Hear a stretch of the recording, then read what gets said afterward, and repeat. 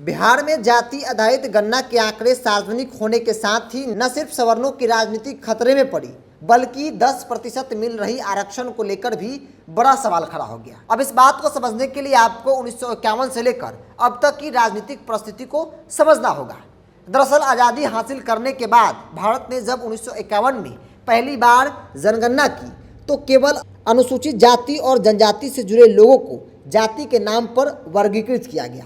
हालात तब बदले जब 1980 के दशक में कई क्षेत्रीय राजनीतिक दलों का उदय हुआ, जिनकी राजनीति जाति पर आधारित थी। इन दलों ने राजनीति में तथाकथित ऊंची जातियों के वर्चस्व को चुनौती देने के साथ साथ तथाकथित निचली जातियों को सरकारी शिक्षण संस्था और नौकरी में आरक्षण दिए जाने को लेकर अभियान शुरू किया।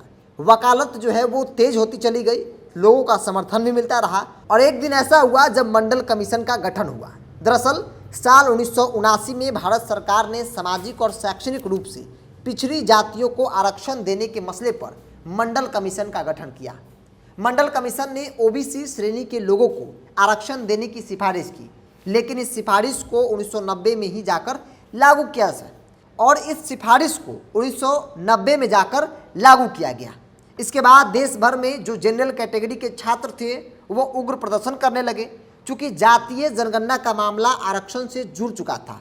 इसके बाद देश भर में जनरल कैटेगरी के जो छात्र थे वो उग्र प्रदर्शन करने लगे, यानी कि मंडल कमीशन की सिफारिश जब लागू हुई थी तब देश भर में जो स्वर्ण समाज था, जो छात्र थे इस समाज के, वो सड़कों पर उतरकर उग्र प्रदर्शन करे। कईयों ने सुसाइड कर लिया था और एक बार फिर से ये परिस्थिति बिहार और देश की राजनीति में बनती हुई दिख रही है। क्योंकि जातीय जनगणना का मामला आरक्षण से जुड़ा हुआ था तब भी और आज भी, इसीलिए समय समय पर राजनीतिक दल इसकी मांग जो है वो करते रहे हैं। हालांकि जब कांग्रेस पार्टी की सरकार बनी तब जाकर राष्ट्रीय स्तर पर देश भर में जाति जनगणना कराई गई, लेकिन उस कार्यकाल में मनमोहन सिंह जो है वो करा तो लिए, लेकिन उसके आंकड़े सार्वजनिक वो नहीं कर पाए थे। और आज की तारीख में बिहार सरकार ने जाति आधारित गणना करा ली, आंकड़े सार्वजनिक कर दिए, जिसके बाद देश भर में जो क्षेत्रीय दल हैं और जो विपक्ष की तमाम पार्टियां हैं वो मांग कर रही है कि देश भर में जाति आधारित गणना होनी चाहिए।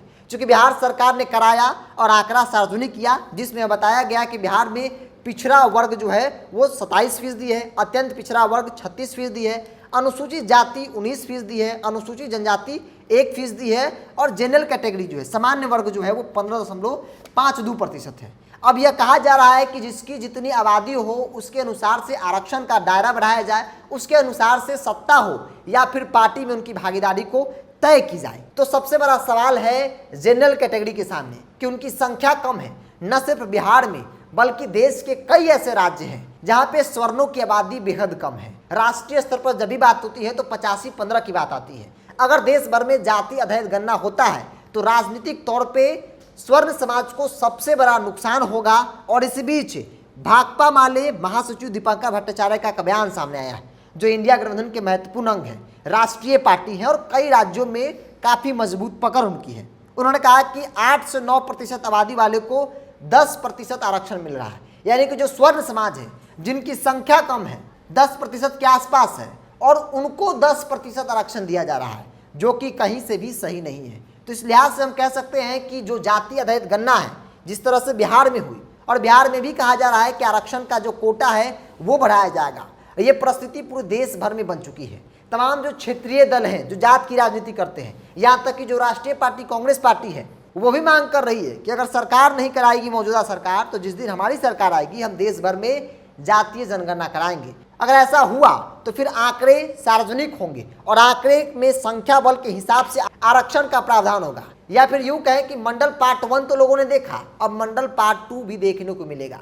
जब मंडल कमीशन का गठन हुआ था, देश भर में जो स्वर्ण समाज के युवा थे विरोध कर रहे थे। एक बार फिर से वो परिस्थिति बनती हुई दिख रही है, जिसकी शुरुआत बिहार से हो चुकी है। चूंकि बिहार में तमाम जो स्वर्ण समाज के लोग हैं, नेता हैं, सामाजिक कार्यकर्ता हैं, वो इस आंकड़े का विरोध कर रहे हैं और कह रहे हैं कि जानबूझ के स्वर्ण समाज के लोगों की संख्या जो है वो कम करके दिखाई गई है। ऐसे में पिछड़ा, अत्यंत पिछड़ा, अनुसूचित जाति हो या फिर अनुसूचित जनजाति हो, उनकी संख्या के हिसाब से अब उनकी भागीदारी तय होगी। और स्वर्णों की आबादी कम है, इनको जो है हर तरीके से साइडलाइन किया जाएगा। तो हमने आपको शुरुआती दौर में बताया था न सिर्फ राजनीतिक तौर पे बड़ा नुकसान होगा, बल्कि जो 10% आरक्षण है उस पर भी खतरा मंडराता दिख रहा है। क्योंकि जब बात संख्या की होगी तो भागीदारी तय की जाएगी संख्या के आधार पर। अगर जाति जनगणना होंगी तो फिर यह पता चल जाएगा कि किसकी कितनी संख्या है, उस अनुसार से चीजें होंगी, चाहे वो आरक्षण को लेकर हो या फिर राजनीतिक दल टिकट बांटने को लेकर हो।